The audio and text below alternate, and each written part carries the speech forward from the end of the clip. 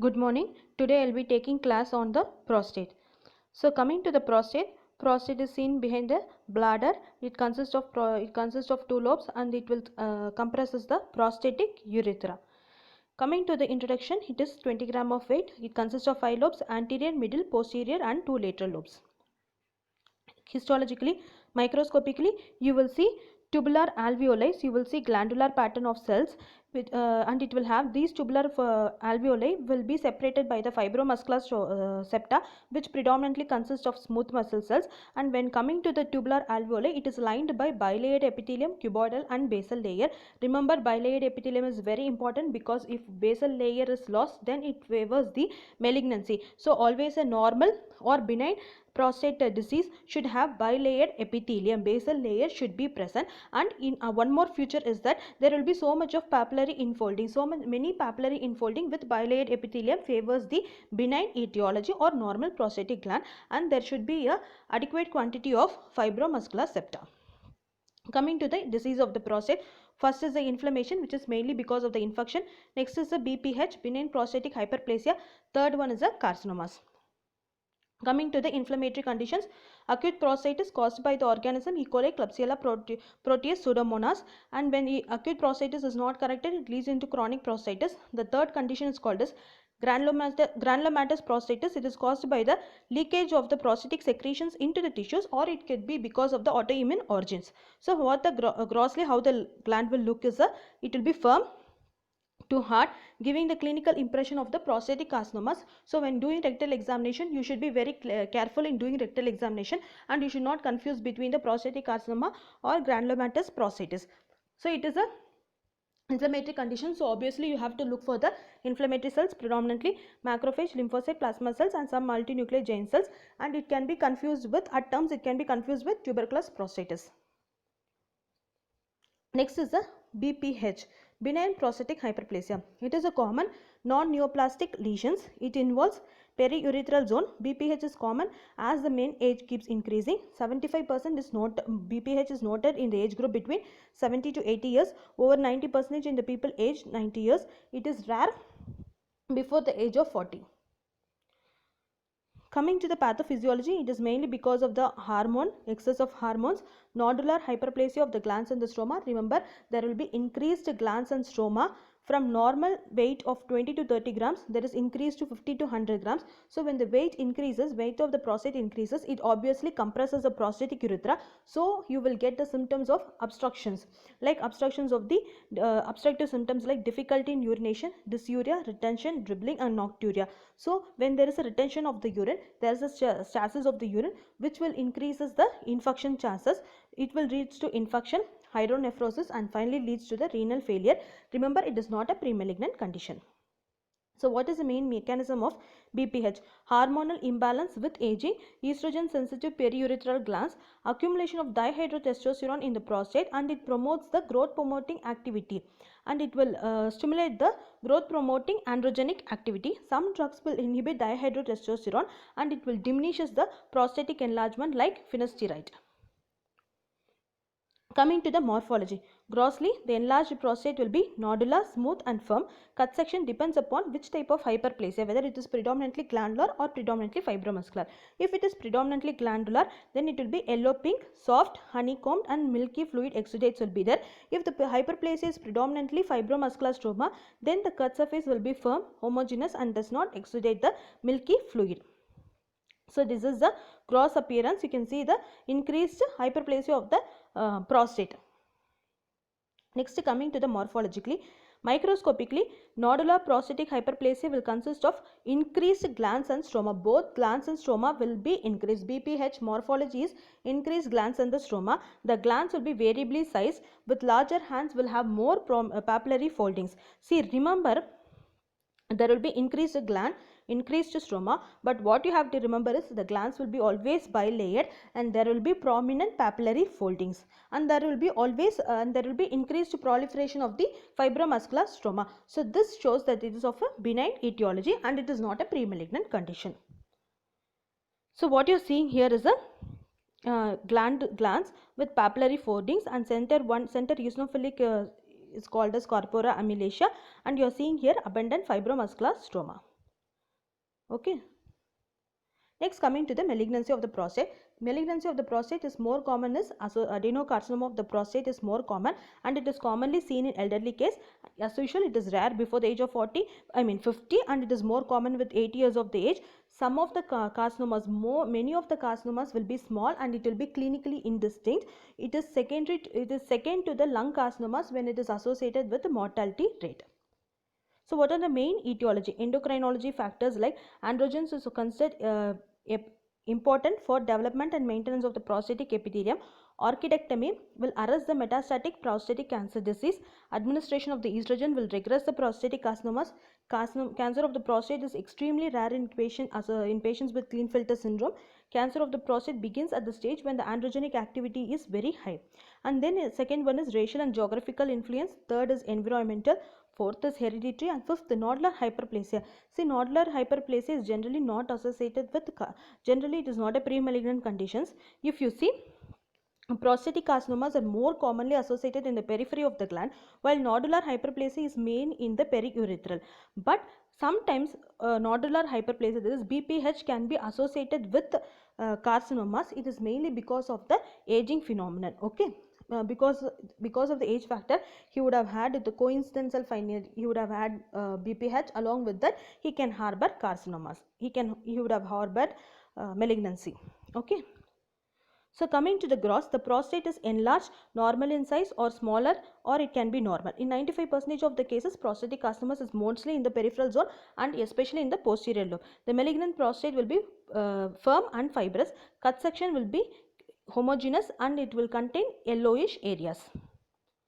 Coming to the histology, architectural pattern is very, very important. If you see here, the glands will be the glandular proliferation is increased so much that all the glands will be arranged back to back, and the stroma in between them will be very less. There won't be any stroma. The glands will be arranged back to back and it will be packed tightly, and the in between stroma is totally absent.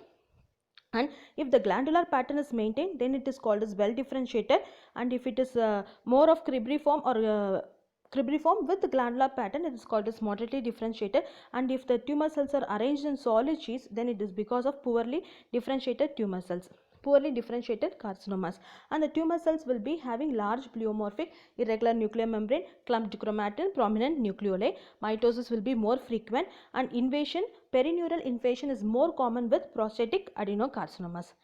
See, if you see here, there are more number of glands, but the stroma in between them has been reduced. And as if you notice that there is no papillary foldings in the layer, and again there is only a single layer of epithelium. In higher magnification, you can see there is only one layer. There is absence of basal layer. Back to back gland arrangement with the absence of stromas, and there is with the absence of papillary folding, and a single layer is present. So it mostly favors the adenocarcinomas. Okay. So if you see the tumor cells, see how the tumor cells are large, irregular nuclear margin, clumped chromatin is there, and here you are seeing more number of mitosis. And some of the tumor cells are showing prominent nucleoli.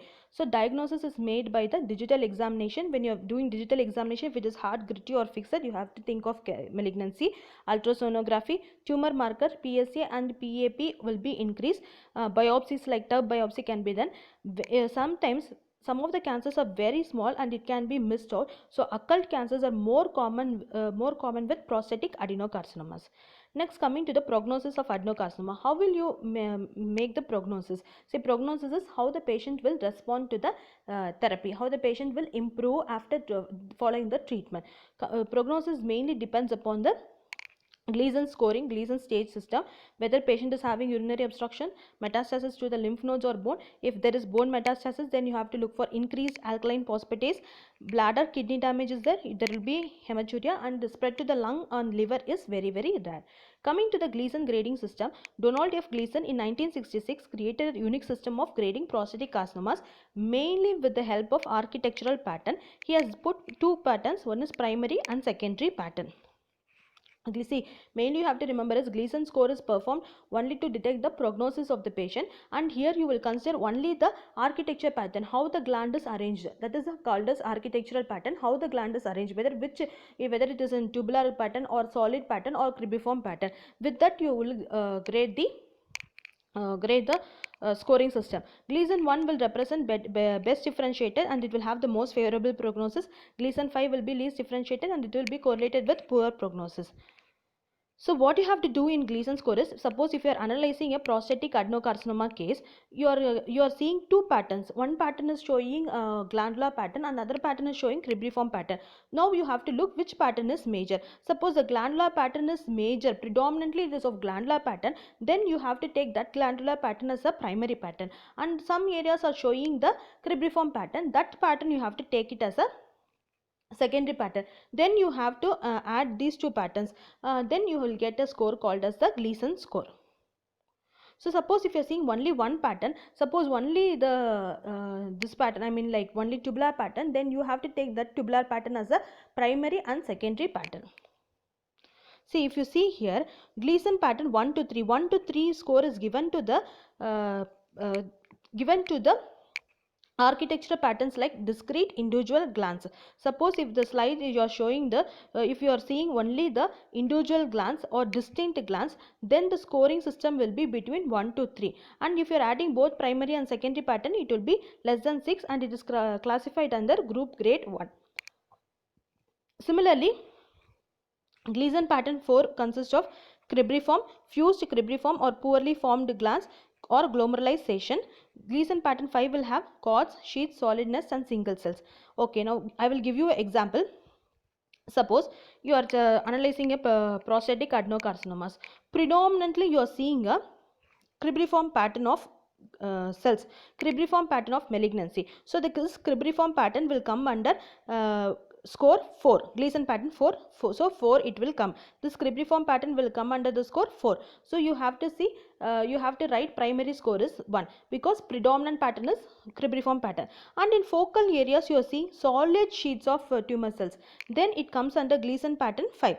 So that we will take it as a secondary pattern. So 4 plus 5 is equal to 9. Primary pattern is cribriform, that comes under 4.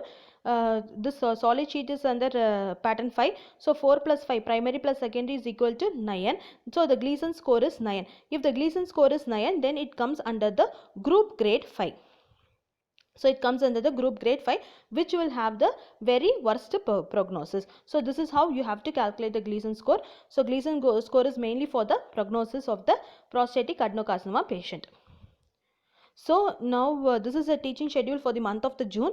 So today you have completed the prostate class, and next class on Friday there will be a class 10 on kidney, LUT and MGT. So what you have to do is, I will be giving a question paper. I will be giving you the question paper. Out of for 50 marks I will be conducting the test. In that I will ask you 2 long questions and 6 short questions. So 2 into 10 20, 6 into 5 30. So totally 50 questions will be there. You have to write it on the same day, and you have to submit your papers in the Oxford Pathology mail on 13th. Okay, so next day you have to submit it. Okay. So I'll be giving you some important questions. Out of these important questions only I'll be asking you the questions on Friday. Okay. So coming to the kidney chapter, kidney, remember kidney is a very important topic. You may get at least 2 questions from kidney, so you have to be thorough with the kidney. So important questions is cystic disease of the kidney, glomerular diseases, which includes both nephritic and nephrotic syndrome. This is a very big chapter. Glomerular disease, I know it is a very tough question, but you have to be thorough with the nephritic and nephrotic syndrome, because they may ask you in vivo also. At least few questions will be from this glomerular disease part, so read it off carefully. Next is acute tubular disease, pyelonephritis, types of urinary calculi, malignant tumors of the kidney, Wilms tumor. Coming to the lower uterine tract, tumors of bladders and urethritis. Coming to male reproductive system, cryptorchidism, testicular tumor, pre-malignant lesions of the penis, malignant tumors of the penis, BPH and carcinoma of the prostate. You have to be thorough with all these questions. From these questions only, I'll be asking you some 8 questions on 12th, and you have to submit it on 13th at Oxford Pathology group mail ID. Okay. So this completes the class. Thank you.